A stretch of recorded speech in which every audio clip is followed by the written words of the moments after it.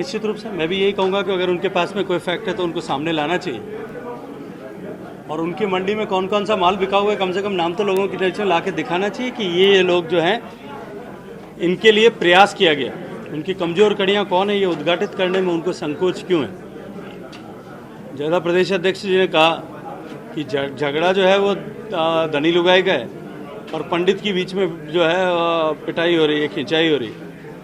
मुझे लगता है कि उनके आपसी जो पार्टी में एक विग्रह है, जिस दिन पार्टी की सरकार बनी थी उस दिन से लेकर के या उससे पहले चुनाव का परिणाम आने के पहले से लेकर के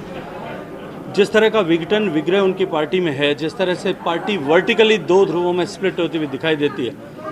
और सारे राजस्थान की जनता ने प्रत्यक्ष विधानसभा की कार्रवाइयों में देखा है कि दोनों के एक दूसरे के ग्रुप के नेता किस तरह से, मंत्री विधायक किस तरह से एक दूसरे के ग्रुप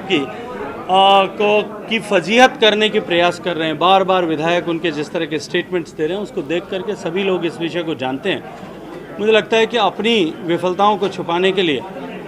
दूसरों के कंधों का सहारा लेना, उनके नाम का उपयोग करना, ये पद्धति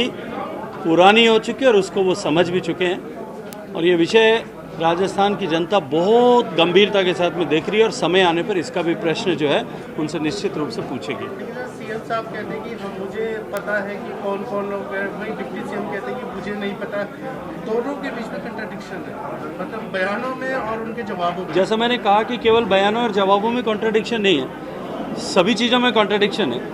और मुझे लगता है कि मीडिया के सामने एक दूसरे की ये बात करने के बजाय कमरे में बैठ कर के एक दूसरे को तो